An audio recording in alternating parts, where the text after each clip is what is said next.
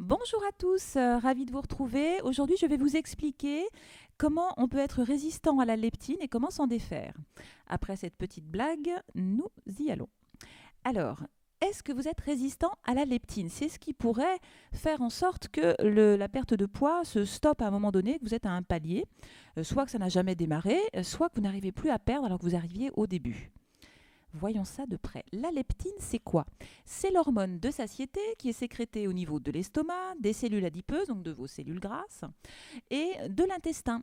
On a deux types d'hormones. La gréline, qui est l'hormone de la faim. Plus vous avez de gréline, plus vous avez faim. Et la leptine, qui est l'hormone de la satiété. Plus vous avez de leptine, moins vous avez faim. Alors comment ça marche? Eh bien, cette leptine est responsable donc de la sensation de satiété. Au bout de 20 minutes, elle monte au cerveau et donc une fois qu'elle est là, vous avez cette sensation d'être rassasié, donc vous n'avez plus faim. Mais elle est responsable également du métabolisme, donc de votre capacité à perdre du poids ou pas. Elle est responsable également de l'absorption des nutriments et donc de votre perte de poids. Donc on doit absolument avoir cette leptine de fonctionnelle pour pouvoir perdre du poids. Sinon, ça ne marche pas. Alors, si vous avez de la graisse abdominale, que vous êtes en obésité, malheureusement, cela veut dire certainement que vous êtes résistant à la leptine. Cette graisse, si elle se situe au niveau de l'estomac, du foie ou du ventre, c'est malvenu. C'est là où cette graisse peut poser de gros problèmes et empêcher la leptine d'être active. Si vous avez fait beaucoup de régimes, c'est un problème aussi, vous avez abaissé votre métabolisme.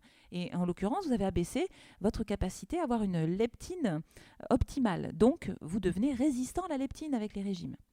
Si vous avez tout le temps faim, eh bien, c'est effectivement le signe que la leptine ne vient pas correctement. Si jamais vous souffrez d'un ulcère à Helicobacter pylori, malheureusement, ça empêche la leptine de travailler correctement aussi. Et si vous êtes boulimique? Alors on continue. Qu'est-ce qui nous rend résistants à la leptine? L'inflammation intestinale.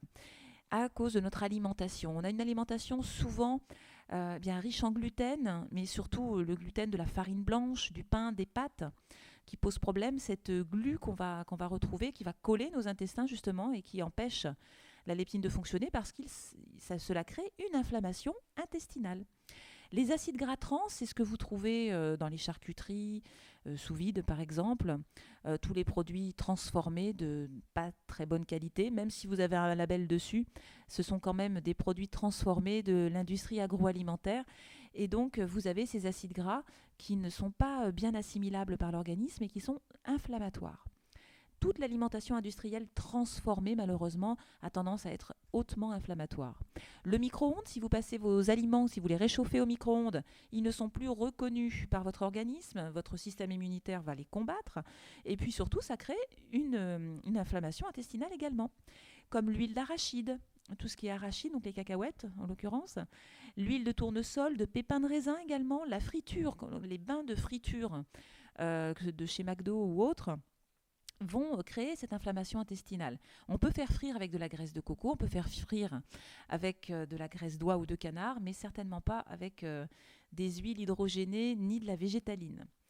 Les produits laitiers de vache sont aussi extrêmement inflammatoires pour les intestins. Gardez les produits laitiers de vache pour le week-end, pas la semaine. L'alcool, ça on peut le répéter, c'est extrêmement inflammatoire. Est-ce que vous savez que dès la première gorgée d'alcool, vous tuez vos cellules du système digestif, ça va de l'œsophage jusqu'à l'ampoule rectale, vous les tuez. Heureusement, elles ont la capacité de se régénérer en 1 heure et demie. Mais bon, si vous faites ça tous les jours, ou très régulièrement, au bout d'un moment, on a bien abîmé son système digestif. Tous les sucres, les jus de fruits, les sirops, le fructose, le sirop d'agave, le sirop de maïs, tous ces sucres sont hautement inflammatoires, il faut diminuer cette consommation. Le stress également. Le stress va augmenter votre taux de cortisol et de glycémie et malheureusement ça diminue votre capacité à perdre du poids. Qu'est-ce qui nous rend résistants à la leptine également? Le manque de sommeil. Plus vous manquez de sommeil, plus le taux de leptine baisse dans votre organisme. Ça augmente la faim et les fringales de sucre. Et puis les crises de boulimie, comme on l'a vu, c'est un cercle vicieux. Vous digérez sans arrêt et donc plus vous digérez, plus vous sollicitez la leptine qui finit par ne plus arriver du tout. Et du coup, vous avez tout le temps faim. Alors, pour libérer la leptine, la bonne nouvelle, c'est que nous avons plein de choses. On va stopper l'inflammation intestinale. Alors, vous pouvez vous aider de l'un de ces produits-là, que ce soit l'huile de coco, qu'on peut prendre à la petite cuillère, une petite cuillère à café par exemple, dans son alimentation à chaque repas, ou bien du curcuma liquide, c'est l'idéal. Là-haut, vous avez de la racine de curcuma. Vous pouvez la passer à l'extracteur de jus ou bien acheter du curcuma liquide directement. C'est ce qui fait que les Indiens n'avaient pas de cancer du côlon à une époque, avant de manger des produits raffinés comme on fait maintenant. Ce curcuma, donc, qui était dans les currys indiens, est donc anti-inflammatoire. Le gingembre, qui est hypoglycémiant également. La camomille, qui va adoucir nos intestins. La glutamine, qui est un acide aminé qu'on trouve en complément alimentaire chez BioLife. La glutamine 800, elle répare les cellules intestinales et du coup va être anti-inflammatoire. Les oméga 3, tout ce qui contient des oméga 3, aussi bien les graines de chia, les graines de lin, l'huile de noix, les poissons gras, toutes les choses qui contiennent des oméga 3 et les oméga 3 en complément alimentaire évidemment par les huiles de poisson, de petits poissons comme les sardines ou le maquereau. Ça c'est anti-inflammatoire naturel. Et olioceptile gastro-intestinal, qui est un composé à partir d'huiles essentielles qui vont justement assainir nos intestins de toutes les bactéries qui prolifèrent à cause de cette inflammation. On va également avoir un petit déjeuner anti-addiction. Plus c'est gras et protéiné, moins il y a de sucre, mieux c'est. Alors l'idéal, 2 œufs, des œufs bio évidemment ou de veau poules éventuellement. Plus c'est gras, plus c'est protéiné et moins il y a de sucre, plus c'est anti-inflammatoire. Donc ça va permettre de libérer la leptine. Donc pour libérer cette leptine, il nous faut un bon sommeil avant minuit. Il faut se coucher idéalement entre 22h et 6h du matin. Enfin se coucher à 22h et se réveiller à 6h du matin. Dans votre chambre, veillez à ne pas avoir ni de téléphone portable, ou mettez-le sur le mode avion, ni d'ordinateur, ni de chaîne Hi-Fi. Vous êtes perturbé par les ondes électromagnétiques et du coup vous dormez moins bien. Il vaut mieux avoir le noir complet dans la chambre et le calme pour pouvoir sécréter de la mélatonine, l'hormone du sommeil. Ne luttez pas contre le sommeil. Allez vous coucher si vous êtes devant un film plutôt que de regarder la fin. Et puis, si vous avez du mal, en revanche, à vous endormir, lisez un bon livre, faites votre séance d'hypnose ou écoutez de la musique en 432 Hz que vous trouvez sur YouTube. Si vous dormez mal et que vous vous réveillez avec des douleurs, vérifiez votre literie. Il faut changer de literie normalement tous les 10 ans. Et puis dans votre chambre, veillez à avoir au maximum 19 degrés, entre 17 et 19 degrés pour bien dormir. Et ensuite, aérez votre chambre chaque jour.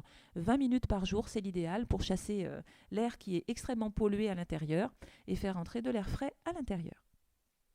Pour libérer la leptine, on va donc diminuer les sucres en tout genre. On va garder uniquement le sucre de coco et le miel en petite quantité. Attention, quand je parle de sucre, je parle aussi du sucre même bio, non raffiné. Ça reste du sucre qui est inflammatoire. Et tous les jus de fruits sucrés, pareil. Alors comment on libère cette leptine? Par la relaxation, l'hypnose ou la méditation. Vous l'avez vu, il faut absolument gérer votre stress.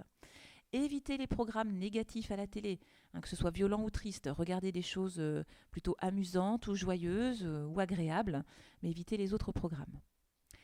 Et puis, enfin, l'exercice fractionné. Vous connaissez le T25 avec Shaun T.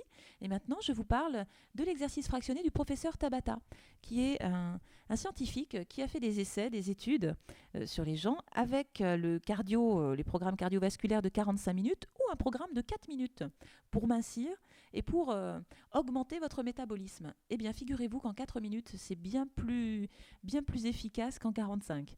Seulement, il faut faire 8 séries d'exercices de 20 secondes à votre intensité maximum, avec 10 secondes de repos entre chaque. Donc ça dure 4 minutes. Vous avez des chansons spécifiques, ça s'appelle Tabata Songs, que vous trouvez en téléchargement. Et vous avez le coach intégré pour vous dire quand ça fait 20 secondes ou 10 secondes. Donc ne surtout pas faire ça si vous avez des problèmes cardiaques, parce que ce sont 4 minutes extrêmement intensives. Voilà, j'espère que vous en savez mieux et que vous allez pouvoir repartir en pleine forme, libérer votre leptine et mincir. Et je vous souhaite à tous bon courage, à bientôt.